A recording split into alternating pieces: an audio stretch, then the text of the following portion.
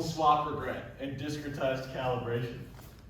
This is joint work with these lovely people right here. For the purpose of this talk, I want to talk about the problem of calibration. It's this classic problem in online learning, and it falls under the umbrella of a more general framework that is the focus of this paper called full swap regret minimization. The purpose of the paper is to come up with general algorithms for everything in this framework that captures algorithms for calibration, also some new problems, exciting stuff. But let's focus on calibration for now. Let's define calibration, all right? So the setting of calibration, the selection of the umbrella on the previous slide was no coincidence. Let's talk about rain for a second. Let's imagine that you're a weather person and you're repeatedly tasked with predicting whether or not it's gonna rain, okay?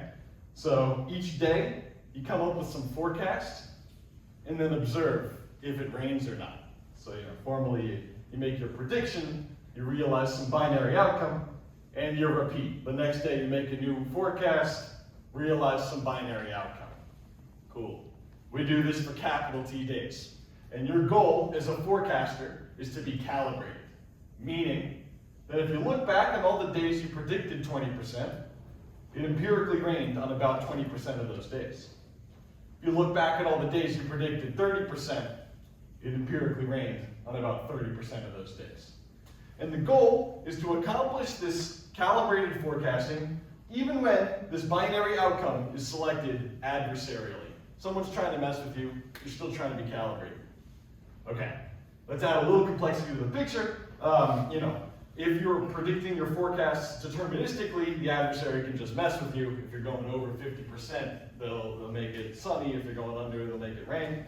So really, this forecaster is predicting a distribution over forecasts. Okay, that would be the more formal way to state it. So exactly, for every single day T, you produce a distribution over forecasts. The adversary then selects a binary outcome. For each prediction, you could then, at the end of time, look at what's the empirical frequency on those days, weighted by how much you predicted that forecast in each day.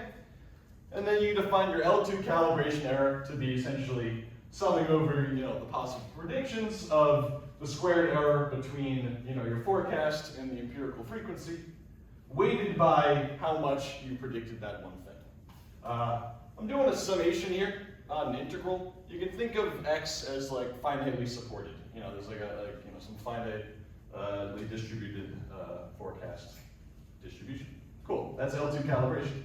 So let me introduce just quickly a related notion of calibration, just to talk about some past work. You do L1 calibration. That's the same thing, but it's the absolute difference rather than the squared difference. Cool. 1998, these guys Foster and Vora, they cook up a sublinear L1 calibration algorithm. That means that you can literally just stay inside all day, not look at the clouds, and be a good calibrated forecaster over a long enough time horizon, even when an adversary is choosing the weather to try to mess with you. Crazy result. Another recent paper between myself and some other collaborators, we shaved like a 1 over 1,000 off the exponent. Incredible research. This paper for L2 calibration, we're getting a t to the 1/3 rate for this different measure of calibration. This is, I guess, no longer the best known rate. I guess, it's not explicitly stated anywhere. The reduction that we do in this paper can also be used for L2 calibration. You can shave your 1 over 1,000. But the thing about this work is we're actually achieving this calibration algorithm in a very principled way. And it ties to this kind of classic connection between calibration and what is known as swap regret minimization. Also, this problem is like a very large part of my life still. I'm trying to get an even better algorithm, and I guess the current approaches all involve this connection to swap regret as opposed to the crazy reductions of this other work. So this is a peer into my life more in terms of what I'm working on. So cool, let's define what swap regret is. Let's talk about online learning in general.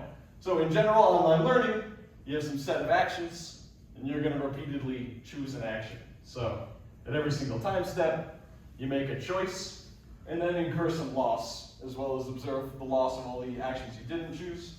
And you repeat. You try to adapt to the losses you're seeing, make good selections.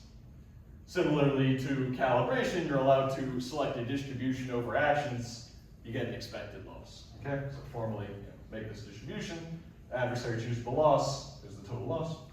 The performance measure here is regret. There's many different types of regret. Let me start by defining it in a general abstract, and then we'll go through maybe more familiar specific notions. Regret is always going to be a comparison between the total loss you got versus some sort of benchmark. So we do some online learning tasks, we're making selections, receiving loss, get some total loss.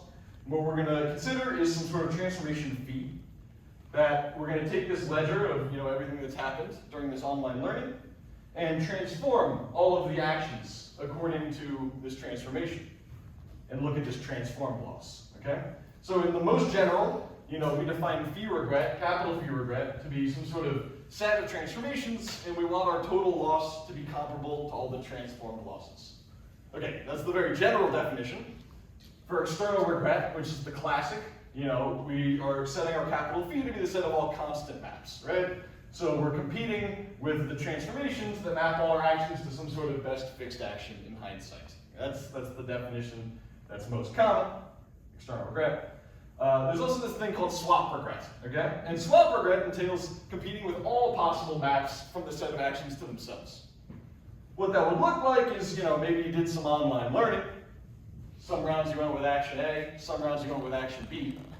What we're competing with here is taking each individual action and swapping it for its own best fixed action in hindsight. For all the rounds you played A, what's the best round fixed action there? And okay, again, we're dealing with you're allowed to do distributions over actions, so that would accordingly map the component of each distribution to what we're swapping it for. So this is similar to calibration. Cool. And that's how you define swap regret. Wonderful. So how can you view calibration as swap regret? There's this kind of classic connection that's been observed by, I learned this in your textbook, man, so thank you. Cool. So calibration, let's remind the setting. So we are selecting, distributions over forecasts.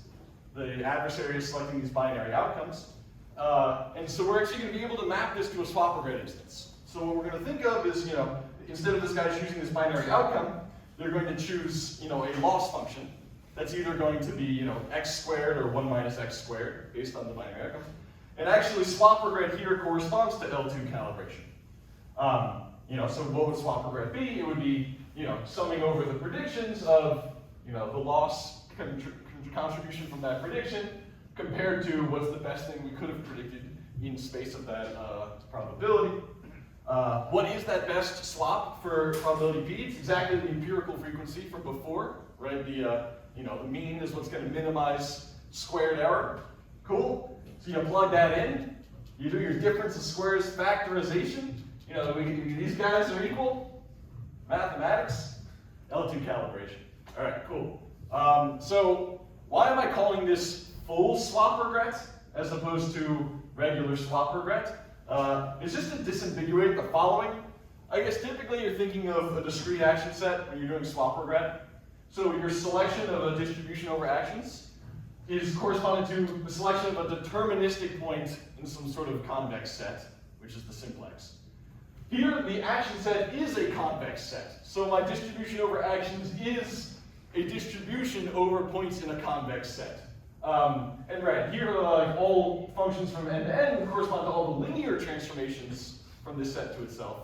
Here I'm talking about all the maps from this set to itself. Linear, nonlinear, discontinuous, all these things. So I just use the phrase full swap regret here to distinguish when we're talking about these convex action sets. All right, cool. So we've got a swap regret minimization problem, right? We have this action set as the interval. We're receiving these, parabolic losses. All right, let's just minimize swap regret, right? This is this, notion that's been studied before. It corresponds to, learning in games. If you're using swap regret minimization, you get these nice stability points. So let's just use one of these pre-existing algorithms, right? There's the Bloom-Mansour algorithm, which guarantees the swap regret rate that is, square root of time and also the number of actions. All right, well, I guess we don't have an infinite number of actions, so we gotta mix things up a little bit. I guess the classic idea would be to discretize, right? We chop up our infinite interval into, like n discrete actions. And, we convert our loss function to a loss vector that is just what is this function evaluated at all these points. Cool. You plug this into Bloom-Mansour. You get a term coming from the rounding that you do. You get a term coming from Bloom-Mansour. You balance, you get t to the 3/5. That's good. But, we kind of lost something here. We lost something because we had this nice, strongly convex loss, and we turned it into a loss vector, which is not going to immediately give us any improved rate. So one of the key ideas of this framework is essentially the following. Opening the black box of Bloom-Mansour a little bit, essentially how it works is you instantiate a copy of an external regret algorithm for every single action. So that's would be like the recommendation of algorithm A. You stack them up into a matrix, which gives you a Markov chain, and what you actually play is going to be the stationary distribution of this Markov chain. Don't worry about it. You then input back. Okay, so what we did on the previous slide would entail, coming up with an algorithm for each of the discretized points. Each of those algorithms outputs to the discretized values, again, this 3/5. But the idea, I guess, one of the key ideas of this paper is that, indeed we're going to produce an external regret algorithm for each action in the discretization, but we're going to have those algorithms output to the continuous real line from 0 to 1, right? So each of these is going to be an instance of like a convex optimization, like OCO. So we can still use that strongly convex loss, but even though we have discrete, finitely many algorithms. You then round those to get your Markov chain. Okay, that's the idea. All right, you're holding onto the structure of that strongly convex loss, which gives you this kind of log t instead of the something square root of t. You get your t to the 1/3. All right, we can explain that more offline. So yeah, our main results in general are, you have some sort of convex action set in d dimensions. You have these Lipschitz loss functions. And, for various assumptions about, the structure of your loss, whether they're strongly convex, smooth, you get all these different full swap regret rates. D we're imagining here to be some sort of constant. It's like an infinite action set, but if there's some sort of constant dimensional structural assumption that you have, you get these sublinear rates. If I have any more time, I'll just quickly mention discretized calibration. This is a cool application of our, of our full swap regret framework. We've been talking about how you can take a continuous algorithm and kind of do a discretization. Sometimes it's actually useful to take a discrete instance of swap regret and map it to something full. You get an improved rate. So, we gave you this algorithm for calibration. So, you go get a job as a weatherman, you start predicting, probabilities that are multiples of 1 over the cube root of time. You get fired immediately, and they're like, what are you doing? They expect you to kind of already go with their pre-described discretization. They want you to, output multiples of 5%. So what that will look like is, what I'm saying is my action set is already discretized. And, my calibration error is already only comparing to this discrete set, right? So, that would correspond to just this finite action swap regret instance that we described previously, right? This is literally just a finite action swap regret problem. You could just apply Bloom-Mansour. But actually, you get an improved rate by taking this already finite thing and turning it into this infinite continuous thing. By essentially, essentially what you're going to do is I'm going to replace my action set with, the actual full interval. I am going to, replace this loss vector with this, piecewise linearization. And then I'm going to run the full swap regret minimization on this, and then round it back to the discrete set. If you do this, you actually get this improvement, and it indeed makes sense that it's actually something, you get a better rate as n increases, right? As n gets larger, this thing becomes more smooth, we should get a better rate, not a worse rate. We're getting more strong convexity. The key here is this, subroutine that involves, just external regret minimization over piecewise linear functions. That's another cool thing that we developed in this work. All right, that's it. Thanks for watching.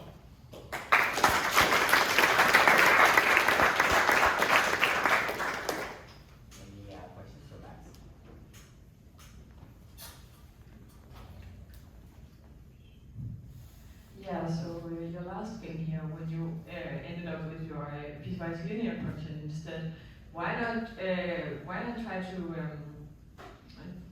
to not make it piecewise linear and just get a good old polynomial stuff instead? Yeah. So I guess this represents, so again, like, if my continuous algorithm output this action, what we would then do, because we have to play from this, distributions over this discrete set, you would represent it as a mixture of the two neighbors, right? And so, like, this linear component between these 2 points would actually, like, represent exactly the loss you would get as, so like everything in this little interval, you'd be playing some sort of mixture of these 2 guys. And that would mean it's like this linear function.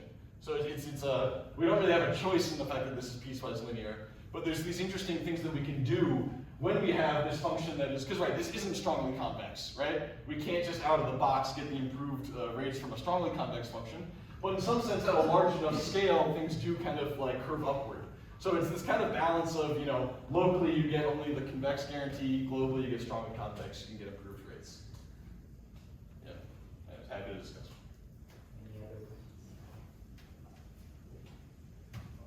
So this connection between soft regret and calibration for square root loss, was that known before?